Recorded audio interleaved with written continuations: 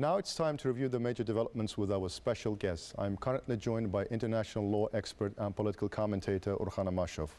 Welcome to our studio, Ilham. Hi. Glad to have you with us. I would like to talk about Karabakh's revival.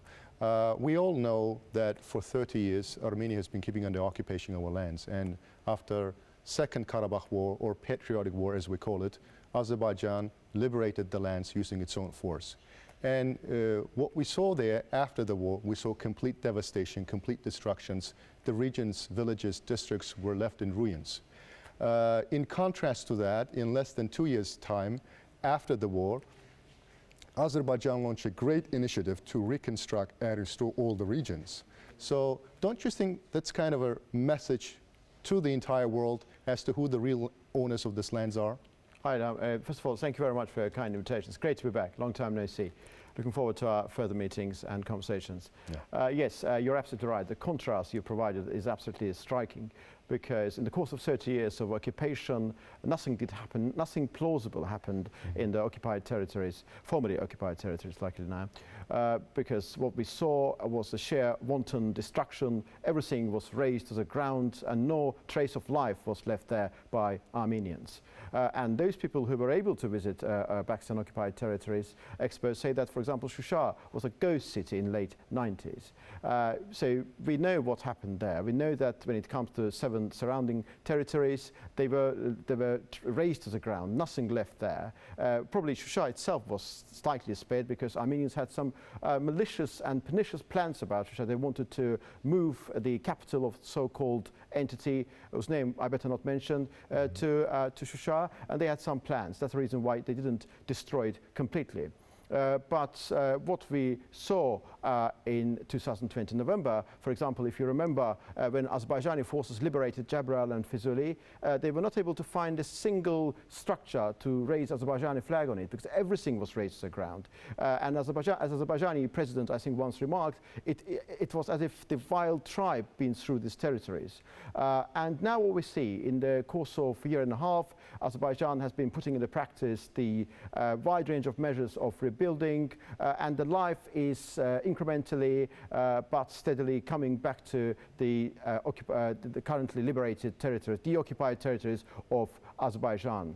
There are lots of things to be done. There are lots of things. It's not just about pumping money, which Azerbaijani government is doing. Of course, Azerbaijani government is using its own money. The substantial part of Azerbaijani budget is being directed at the reconstruction work currently done in the liberated territories. But also, of course, we need to create economic vitality. The fertile ground must be put in place to ensure that the competitive entrepreneurial activity could take place in the liberated territories in the fullness of time. And also we need to think about foreign investment. But the fundamental source is coming from our own national budget. But of course, a more sustainable format is to be contemplated, and it is being contemplated, and I'm looking forward to hearing more good news in this direction.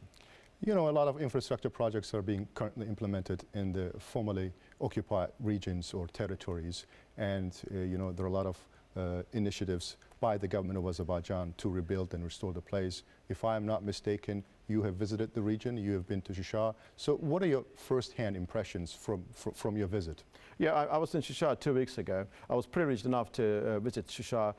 There was a conference organized by ADA, Azerbaijan Diplomatic Academy, and by the think tank, International Research Center of Azerbaijan, together with, I think, 50 scholars from 23 countries.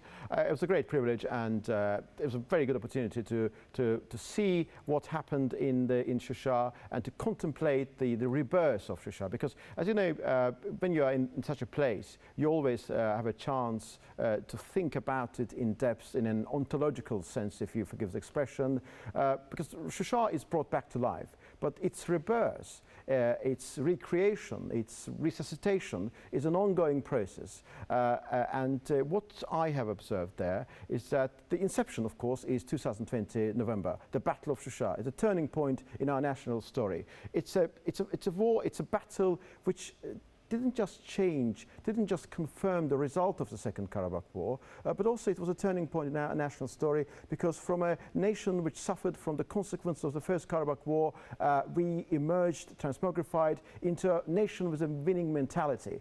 And for that reason, I think Battle of Shusha is a quintessential point in our national story. But of course, bringing it back to life is one thing, then you have to do something else, because nothing should be taken for granted. You need to work all the time. And Azerbaijani government has been doing lots of things since that point. There are certain projects, infrastructure projects, the certain new technologies are being implemented, green technology, smart cities, smart villages, but also it's very important to ensure that life is brought back to Shusha. And that means that lots of events are to be held there, and that's what Azerbaijani government has been doing. I mean, this week, Azerbaijani president, together with the vice president, visited Shusha, as you know. There was a Kharabulbul festival, and the week before that, there was some other event. There was a culinary festival, and 2 weeks before I was there, where there was an international conference. The next week, there's going to be another conference dedicated to post-conflict normalization. So, you see, each single week, something is happening there. And believe me, it's not just about creative inertia. It's not just about organizing things there for the sake of organizing. It is about the fundamental vision of Azerbaijani government, as I perceive it, to bring life back there, because all sorts of things should happen there, all sorts of, whatever good is about contemporary Azerbaijan, the modern technologies, new administrative system, all are being implemented in Shusha in a very concentrated form. And if we look at what is happening there, we can see that Azerbaijani government is taking into account long-term vision, because, for example, Zangezur corridor is one of the most important things, it's one of the most important takeaways of the 10 November ceasefire deal. The most important takeaway was, of course, the liberation of our territories, but also Zangezur corridor, which connects mainland Azerbaijan with Nakhchivan. Naturally, if you see what Azerbaijani government is doing there in terms of roads and so on, you realize that everything is done with the concept of Zangezur corridor in mind. All of this roads, infrastructure, and so on. So this is an indication of a vision which is inclusive, which is pervasive, and which takes into account long-term prospects of the region. You know, Shusha was declared as the cultural capital of Azerbaijan by the president of Azerbaijan, but I think taking into consideration this, cultural events, that Shusha is a venue of cultural events which are taking place in Karabakh and Shusha, I think there are more strides taken by the government of Azerbaijan beyond making Shusha a cultural venue. The event that you attended in person with the representatives of leading think tanks from the world, I think the strides are taken by the government of Azerbaijan to make it more like a diplomatic front in the future. Is that the direction they're going? Yeah, I think that's the direction they're going. That's what they're driving at, actually. Baku, of course, the capital of the nation. It's a political, economic center and also diplomatic center of the nation. But Shusha is a different story, of course. Currently, there is no established diplomatic institution or think tank there. But there is a prospect and there is a potential which must be used. Because I think when Azerbaijani government is trying to make Shusha as a place where the diplomatic deliberations will take place, it is not creating something out of nothing. It's not starting from the scratch. It is actually recreating something which is already there, which has already been there in the past.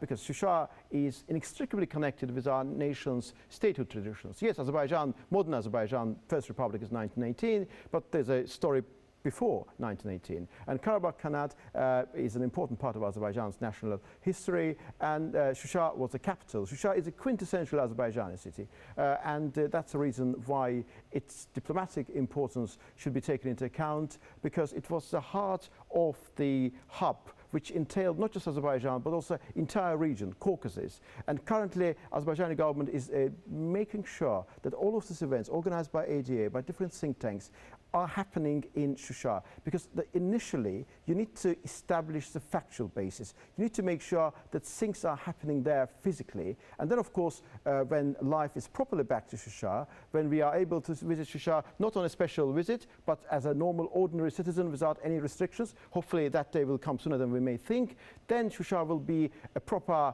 center of vitality, a cultural center and diplomatic center. So when we talk about Shusha being diplomatic center, I see Shusha as a place where these deliberations, exchanges all the time happening. Of course, the institutional bases are still to be made. At this stage, we are at the very beginning of the journey, but the vision is absolutely correct, and all the necessary steps are taken to ensure that this vision is being implemented in due course. Thank you very much, Orhan. That was quite an analysis. Thank you for your invitation. That was all for the week. Thank you for watching us, and stay tuned not to miss the next edition of our program.